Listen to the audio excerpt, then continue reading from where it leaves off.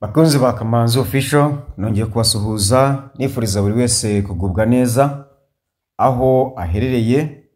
Mukomeze mwishimire weekend abayigezemo kandi n'abayitegura muyitegure neza. Tugarutse mu makuru yacu n'ibiganiro ku ikoranabuhanga cyangwa se ku bukungu bushingiye ku ikoranabuhanga cyane cyane rya blockchain technology.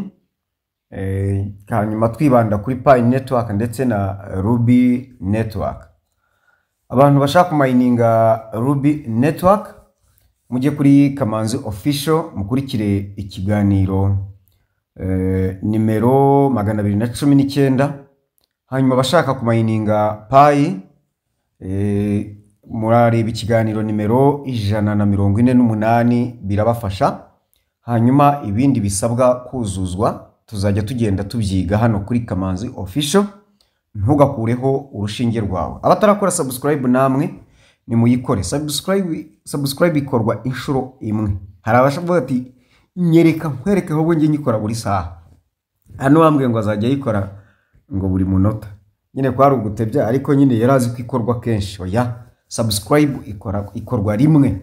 Hanyuma ariko ushobora gukanda kukazogera ahari wenda nabyo tuzabyiga kugira ngo benshi babikora, kuko benshi hari abadukurikira imibare bitwereka ugasanga nka 30% cyangwa yego n'abantu batakoze subscribe kandi babikwiye yuko muyikora. Reka rero twe gutinda, murabizi twibukiranye tuributsa abantu yuko ku itariki 14 kugeza ku itariki guhera ku itariki 14 kugeza ku 16 hari inama mpuzamahanga kuri crypto.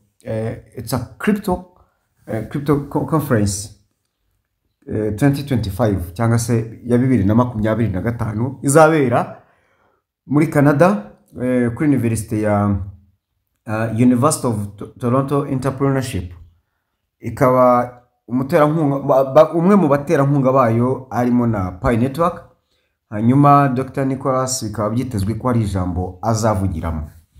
Ibingibi kandi turabihuza n'itangazo Pi network herutse kuduha litubwira yuko ecosystem announcement idutanga cyangwa se itangazo rya ecosystem. Ubundi bajyaga batubwira ko ati muri kono no barahinduye batubwira ecosystem. Ase ecosystem ya Pi network iduteganyirije iki? Baduteguje ko ku itariki 14 z'ukwa gatanu May 14, 2025 ku itariki 14 z'ukwa gatanu uyu mwaka wa 2025 hari ikintu gitangaje ecosystem ya Pi network izadutangariza. Abantu benshi imbuga zitandukanye bakomeje kwibaza ngo mbese ni iki? Ibintu bashobora gutangaza ni byinshi, ariko buri wese afite icyo akeka bashobora gutangaza. Nkuko mubibona hano kuri dashboard ya YouTube channel Kamanzi Official ndetse no mu mutwe w'inkuru twabibandikiye ibyo natwe dukeka bashobora gutangaza. Sinjye kuvuga ngo ni ibingibi bazatangaza, ariko dore ibyo dukeka bagiye kuzata nka Kamanzi Official, dore ibyo dukeka bazatangaza. Igiye muri ecosystem ukareba bimwe mu bintu biheruka gukorwa bihambaye bifite izina rikomeye cyangwa se bifite igisobanuro gikomeye cyane. Ahari wenda mugiye kumbwira ngo ni GCV buriya cyangwa se kara gaciro ka Pi ni akantu gato kari gakubiye mu bintu byinshi cyangwa se kadashobora gukora katari muri izo systeme tugiye ko nyinshi harimo n'ingi tugiye kubabwira. Pi jewe ku bwanjye nkanjye babwira Tite Kamanzi niteze ko izalaunchinga cyangwa se izatugaragariza umushinga mushya witwa Stable Pi Core. Iyi Stable Pi Core kugira ngo abantu benshi bayumve, Stable Pi Core ni umwe mu mishinga Pi yimirije imbere kandi ukomeye ushobora kuza ngo ushobora ahubwo uwingira kamaro. Stable Pi Core ni umushinga wingira kamaro benshi bagomba kumva wariwo.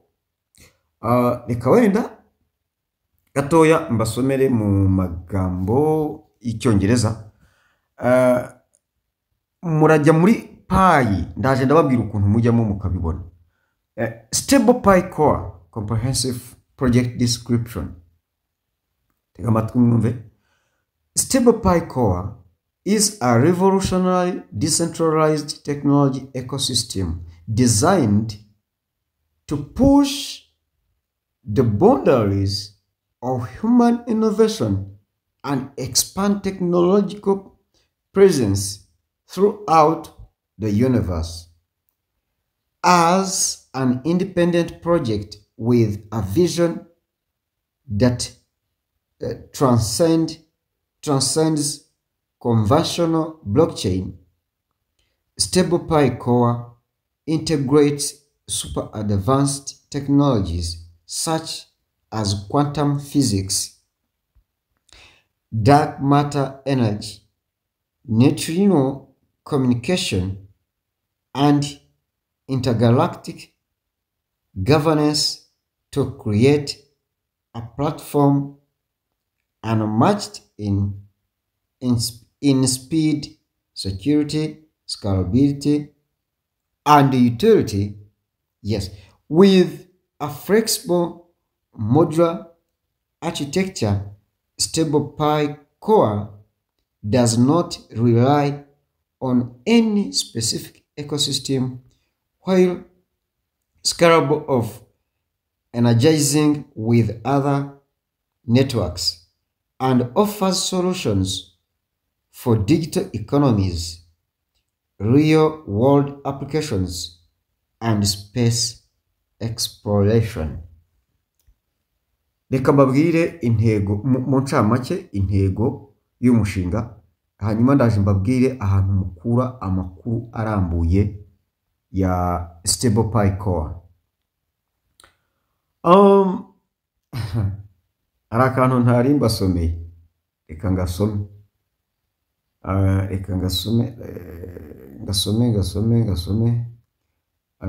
Ngashake, ariko hano ibi ngibi iyo tubibabwira tuba tugira ngo musome namwe. Ndaje ndababwira ahantu mukura linki y'amakuru yose arambuye kuri uyu mushinga, yose uko yakarambuye, nta kantu kavuyemo. Ndimo ndashaka kugera yes. Okay, reka wenda nisomere intego nifashishije isemura rya artificial intelligence. Umva uko bavuga icyerekezo n'intego bya Stable Pi Core. Icyerekezo n'intego bya Stable Pi Core baragira bati: Stable Pi Core ni umushinga ugamije kuba urufunguzo rw'ikoranabuhanga mu gihe kizaza, ugahuza abantu, imashini n'imibereho y'ibyiciro bishya mu isanzure n'ahandi. Ufite agaciro k'ibihumbi 314,159 by'amadolari ya Amerika, hifashishijwe uburyo bwitwa dual value system. Babikora hifashishijwe ubwo buryo bwitwa dual value system. Uyu mushinga uhuza ubukungu n'udushya, ugafasha mu bucuruzi bwambukiranya imipaka cyangwa se bwambukiranya imbibi, ndetse no mu buyobozi budaheza, aribyo bita real decentralization.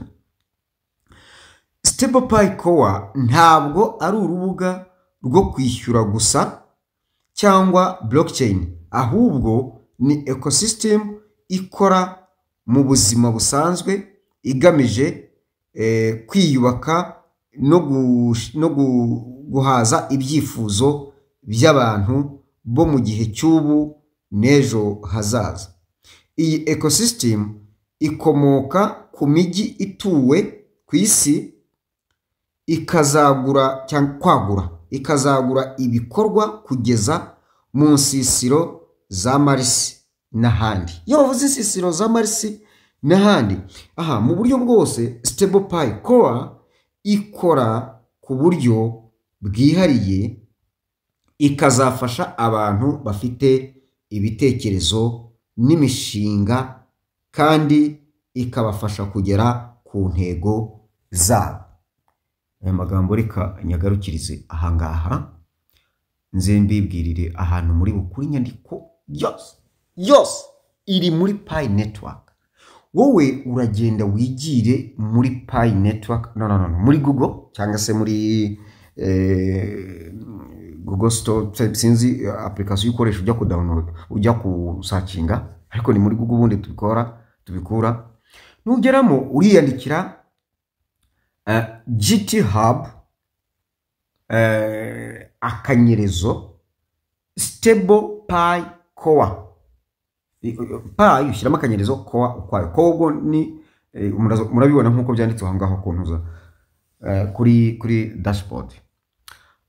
Numara kugeramo urabona ahanditse kosasihi akarongo kaberamye Stable Pi Core, hanyuma bagatangira bakwereka Stable Pi Core is a next generation decentralized ecosystem that integrates gutyo ukomeze. Ahangaha rero ngiye kubaha linki y'iyi nyandiko yose uko yakabaye. Ahangaha ni muri publicly ntuza repositories, hari izo twarekuriwe kumenya.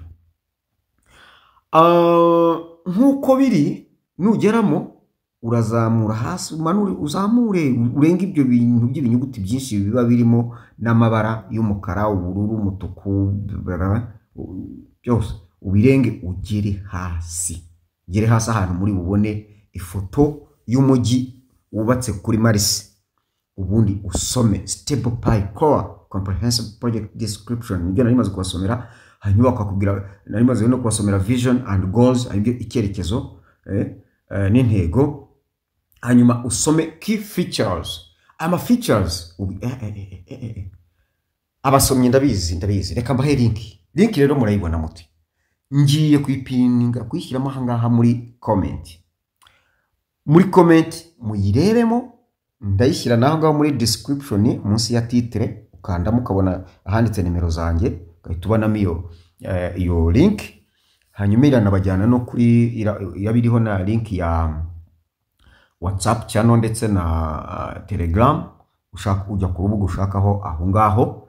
Hanyuma ndagusabye iyi nkuru yigeze ku bandi, nta muntu ubabariye, kuko ibintu bigiye kuba kuri Pi ni ibintu umuntu adakwiye guhisha bagenzi be. Ndagusabye rero geza inkuru kuri bagenzi bawe. Mukomeze rero mugubwe neza, hanyuma dukomeze kubagezaho amakuru mwakoze bya bisabwa byose kuri YouTube channel. Reka ntange itangazo. Uyu munsi ni kuwa gatandatu, guhera saa 5 ndaba ndi kuri Great Hotel Kiyovu, mfasha abantu bakeneye ubufasha kuri Pi Network ndetse no kuri